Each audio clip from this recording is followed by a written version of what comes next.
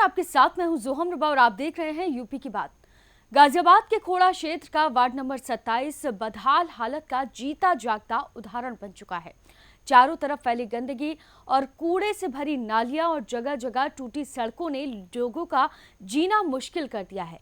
स्वच्छ भारत जैसे अभियान यहां सिर्फ पोस्टर बनकर रह गए हैं। स्थानीय लोग सालों से शिकायत कर रहे हैं, लेकिन प्रशासनिक लापरवाही ने हालातों को और भी ज्यादा गंभीर बना दिया है। न तो पानी की सही व्यवस्था है, न ही सफाई का कोई इंतजाम है। अब तो स्थिति ये हो गई है कि लोग बीमारी और बदबू के बीच जिंदगी गुजारने को मजबूर हैं। सवाल ये उठता है कि क्या जिम्मेदार अधिकारी सिर्फ चुनावों के वक्त ही जागेंगे या फिर कभी इस वार्ड को भी विकास की सूची में जगह मिलेगी। गाजियाबाद के खोड़ा क्षेत्र का वार्ड नंबर 27 आज बदहाल हालत की एक शर्मनाक मिसाल बन चुका है। चारों ओर फैली गंदगी, कूड़े से जाम नालियां और टूटी फूटी सड़कें यहाँ के लोगों की रोजमर्रा की जिंदगी को नारकीय बना चुकी है। स्वच्छ भारत मिशन जैसे अभियान यहाँ सिर्फ पोस्टरों और नारों तक सीमित रह गए हैं। स्थानीय लोग सालों से सफाई और सुविधाओं की मांग कर रही हैं, लेकिन प्रशासनिक लापरवाही ने इन समस्याओं को और गहरा कर दिया है। न साफ पानी है, न ही नियमित सफाई का कोई इंतजाम। बीमारी और बदबू के बीच लोग जीने को मजबूर हैं। अब सवाल उठता है कि क्या प्रशासन तब जागेगा जब हालात काबू से बाहर हो जाएंगे, या फिर वार्ड नंबर 27 यूं ही अनदेखी का शिकार बना रहेगा। खोड़ा के वार्ड नंबर 27 में रहने वाले लोग अब गुस्से और मायूसी से भरे हुए हैं। स्थानीय जनता का कहना है कि वे सालों से गंदगी, सीवर जाम और टूटी सड़कों की शिकायत कर रहे हैं, लेकिन आज तक किसी भी अधिकारी ने उनकी सुध नहीं ली। महिलाओं का कहना है कि बदबू और गंदगी की वजह से बच्चों को घर से बाहर निकालना भी मुश्किल हो गया है। और क्या कुछ कहा है, आइए आपको सुनाते हैं। दूसरे कान से निकालते हैं, पानी बिल्कुल टच हो रखा है। ऐसे पाइप लगा हुआ है नीचे, यहाँ पे मेरा नीचे पाइप लगा हुआ है और पानी बिल्कुल मेरे रसोई तक जा रहा है। वो पानी मैंने कई बार नगर पालिका के लोगों को बोला, कई बार बोल दिया।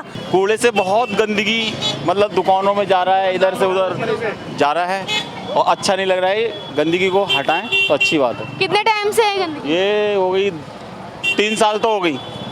3 सालों से कूड़ा लगातार यहाँ पर पड़ रहा है। कोई कार्यवाही नहीं की गई नगर निगम की तरफ से? बहुत कंप्लेंट कर ली निगम से भी और वहाँ से भी, सब जगह से कर ली, मगर कोई सुनाई नहीं है। मैडम हम इस कूड़े से बहुत परेशान हैं। इस कूड़े की हम लगातार नगर पालिका में कंप्लेन करने के बाद भी इसकी कोई सुनवाई नहीं है। हम गाय वगैरह यहाँ पर खा रही हैं, ये नाला खुला हुआ है, कोई गिर जाती है कभी? हाँ, इसमें गाय वगैरह खूब गिर जाती हैं। गाय भी गिरी है, काफी गिरी है यहाँ पे। हाँ, गिर जाती है। आपने ये नहीं बोला नगर निगम से कि ये नाले को कवर करना चाहिए, जैसे कि बरसात में या फिर कभी भी कोई बच्चा हो, कुछ भी हो गई। हाँ, नाला में जाल पड़ना चाहिए, मगर कंप्लेंट करिए, कोई सुनाई नहीं दे रहा। ये अब 3-4 साल से इतना गंद मचा रखा है, पूरा रोड गिर जाता है इस गंद से। गंद तो कॉलोनी वासियों ने मना रखा होगा। अब जो खत्ते वालों ने बना रखा है, कोई तो ला के रिक्शा भर के लाएंगे, यहाँ पलट देंगे, या जो मर्जी यहाँ पलट जाएगा। जब थोड़ा होता है तो बहुत हो जाता है इकट्ठा। भाई जब यहाँ एक पन्नी होगी नहीं, दूसरी पन्नी कहाँ होगी? जब कुछ इस बार रिक्शा भर के लाते हैं गलियों से, या ढेर कर देते हैं, कुछ कॉलोनी वाइज डाल जाती है पूरी गली। जब कुछ गाय ऐसी हैं तो पूरे रोड पर कर देती हैं। क्या नहीं सुनने वाला कोई है नहीं, कहो तो और माँ बहन तो दबाओ अपनी। अच्छा, हाँ भाई, आपकी दुकान है यहाँ पर, इस कूड़े की वजह से कितनी समस्याओं का सामना करना पड़ता होगा आपको रोजमर्रा में? कूड़ा सुबह लगभग अगर हम 9 बजे दुकान पे आते हैं तो कूड़ा यहाँ तक होता है, मेरी मेन दुकान तक।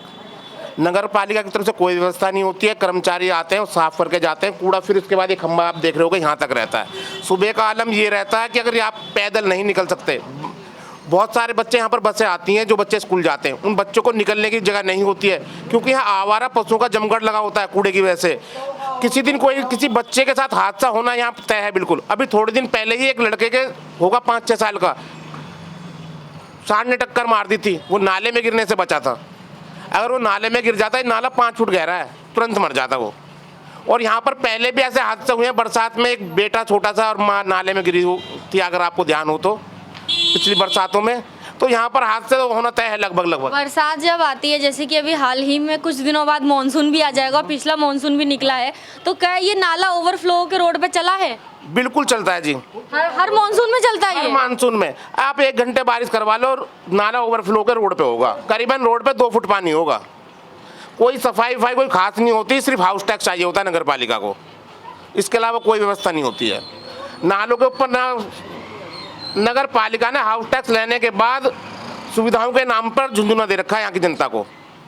मतलब नगर पालिका सुविधाओं के नाम पे लोगों को झुंझुना पकड़ा के चली गई। हाँ, कि ये होगा, होता कुछ नहीं है। क्या हुआ है, सिर्फ रोडों पे लाइट तो एक लगी है।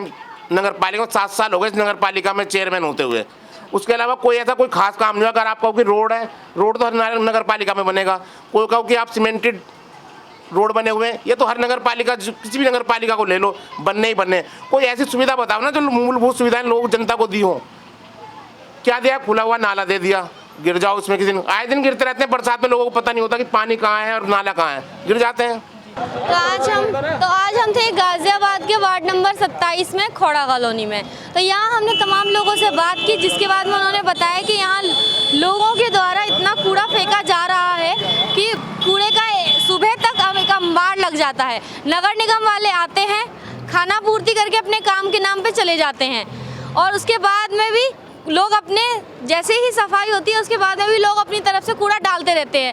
मतलब नगर निगम की तरफ से कोई भी जागरूकता नहीं फैलाई जा रही है कि आप यहाँ कूड़ा ना डालिए, क्योंकि ये रिहायशी इलाका है। अब सवाल ये उठता है कि नगर पालिका इसके खिलाफ क्या कार्यवाही करती है और कब तक ये कार्यवाही होता है, कब तक ये दुकानदार ऐसे ही बदबू और कूड़े में अपनी दुकान चलाने को मजबूर रहेंगे। कैमरा पर्सन करण के साथ मैं आकांक्षा पांडे, यूपी की बात, गाजियाबाद। तो ये थे खोड़ा के वार्ड नंबर 27 के हालात, जहां विकास सिर्फ वादों में ही और जमीनी हकीकत बदहाल है। सवाल सिर्फ खोड़ा का नहीं है, सवाल सिस्टम की उस खामोशी का है जो जनता की आवाज को अनसुना कर रही है। अब देखना होगा कि जिम्मेदार कब अपनी नींद से जागेंगे और क्या इन इलाकों को कभी भी विकास का हक मिलेगा। फिलहाल के लिए इस खबर में सिर्फ इतना ही। आप देखते रहिए यूपी की बात।